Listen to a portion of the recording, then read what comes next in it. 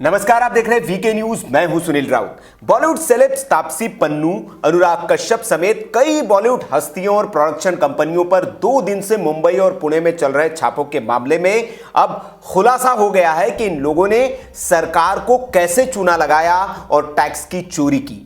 Central board of directorate taxes यानी कि CBDT ने गुरुवार को यह जानकारी दी कि कुल 370 करोड़ रुपए की टैक्स चोरी का मामला सामने आया है। यह टैक्स चोरी शेयर ट्रांजैक्शन का अंडर वैल्यूएशन कर और फर्जी खर्चे दिखाकर की गई। इनकम टैक्स के छापों में 4 बड़े खुलासे हुए। हालांकि सीबीडीटी ने अपने इस बयान में किसी कंपनी या व्यक्ति का नाम नहीं लिया। सीबीडीटी ने अपनी रिपोर्ट में बताया कि यह पता चला है कि एक लीडिंग प्रोडक्शन हाउस ने अपनी एक्चुअल बॉक्स ऑफिस इनकम के मुकाबले कमाई को कम दिखाया। यह गड़बड़ी करीब 300 करोड़ रुपए की है। प्रोडक्शन हाउस इसका हिसाब नहीं दे पाया। एक प्रोडक्शन हाउस ने शेयर ट्रांजैक्शन के शेयरों का अंडर वैल्यूएशन किया, लेन देन में भी गड़बड़ी की। यह पूरा मामला 350 करोड़ रुपए के टैक्स चोरी का है। इसकी आगे जांच की जा रही है। एक एक्ट्रेस के ठिकानों पर छापे के दौरान 5 करोड़ के कैश लेन देन की रसीदें मिली। इसकी जांच की जा रही है। जाहिर है यह एक्ट्रेस तापसी पन्नू है, क्योंकि छापे इनके ही ठिकाने पर पड़े हैं। लीडिंग प्रोड्यूसर डायरेक्टर के ठिकानों पर छापे के दौरान फर्जी खर्च के सबूत मिले। इस दौरान 20 करोड़ की टैक्स चोरी का मामला सामने आया है। एक्ट्रेस के खिलाफ भी इस तरह के सबूत मिले हैं, जिसकी जांच की जा रही है। यह बात अनुराग और तापसी के बारे में हो रही है, क्योंकि छापे इन्हीं के ठिकानों पर पड़े। इस खुलासे के बाद सोशल मीडिया पर बहस भी चल पड़ी है और तापसी के साथ ही अनुराग को ट्रोल किया जा रहा है। हैशटैग टैक्स चोर ट्रेंड हो रहा है और तापसी और अनुराग को लोग खूब कोस रहे हैं। कंगना रनौत ने भी इस पर ट्वीट करते हुए लिखा कि जो चोर होते हैं वे सिर्फ चोर होते हैं, जो मातृभूमि को बेचकर उसके टुकड़े करना चाहते हैं वो सिर्फ गद्दार होते हैं, और जो गद्दारों का साथ देते हैं वो भी चोर होते हैं, क्योंकि चोर चोर मौसेरे भाई होते हैं और जिससे चोरों को डर लगता है वो साधारण मानव नहीं, नरेंद्र मोदी होता है। आपको बता दें कि बुधवार सुबह 8 बजे से इनकम टैक्स डिपार्टमेंट ने पुणे और मुंबई के लोखंडवाला, अंधेरी, बांद्रा रोड्स में रेड शुरू की थी। 4 शहरों मुंबई, पुणे, दिल्ली और हैदराबाद के 28 ठिकानों पर ताबड़तोड़ छापे मारे गए।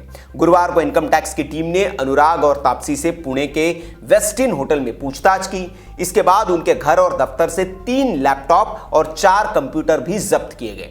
दोनों के व्हाट्सएप चैट का बैकअप भी लिया गया। जांच चलने तक अलग अलग लोगों के 7 बैंक लॉकर्स के इस्तेमाल पर भी रोक लगाई गई है। इसके साथ ही टैलेंट मैनेजमेंट कंपनी क्वान के 4 अकाउंट्स भी फ्रीज कर दिए गए हैं। अब यह भी समझ लीजिए कि मामला क्या है और इनकम टैक्स ने इन पर रेड क्यों मारी। दरअसल 2010 में अनुराग कश्यप, विक्रमादित्य मोटवाने, मधु मंटेना और विकास बहल ने फैंटम फिल्म्स नाम की एक प्रोडक्शन कंपनी बनाई थी।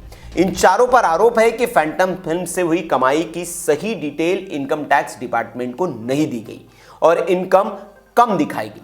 फैंटम फिल्म्स के बैनर तले पहली फिल्म 2013 में लुटेरा बनी और आखिरी फिल्म धूमकेतु, जो 2020 में रिलीज हुई थी। लेकिन इस कंपनी में इस दौरान खूब धांधली की गई।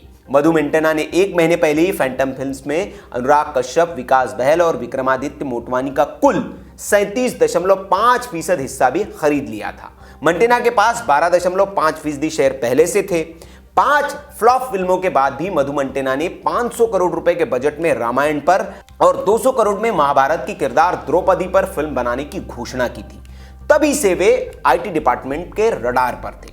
फैंटम फिल्म्स प्रोडक्शन हाउस में बाकी 50% हिस्सेदारी अनिल अंबानी ग्रुप की रिलायंस एंटरटेनमेंट के पास है। इस वजह से छापे किसी न किसी तरह से एक दूसरे से कनेक्टेड है।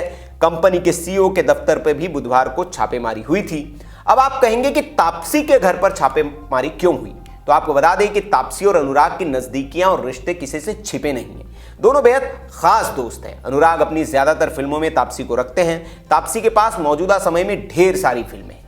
एक फिल्म का वे 8 करोड़ रुपए चार्ज करती है। इनकम टैक्स डिपार्टमेंट उनकी प्रॉपर्टी का ब्यौरा रख रहा था। तापसी के पास 44 करोड़ रुपए की संपत्ति बताई जाती है। हालांकि इस रेड के बाद सोशल मीडिया पर हंगामा भी मचा हुआ है।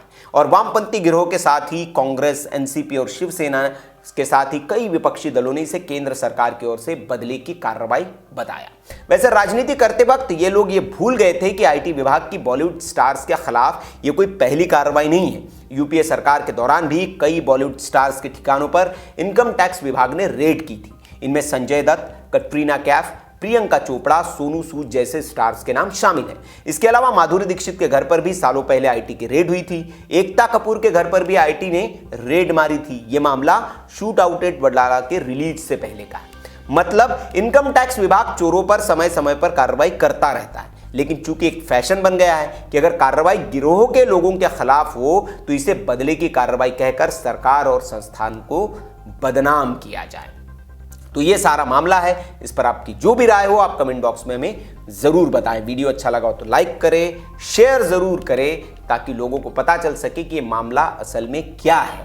और ऐसी खबरों के लिए आप देखते रहिए वीके न्यूज़। चैनल को सब्सक्राइब कर लीजिए अगर नहीं किया है तो, और बेल आइकन दबा दीजिए ताकि हमारे वीडियोस की नोटिफिकेशन आपको मिलती रहे।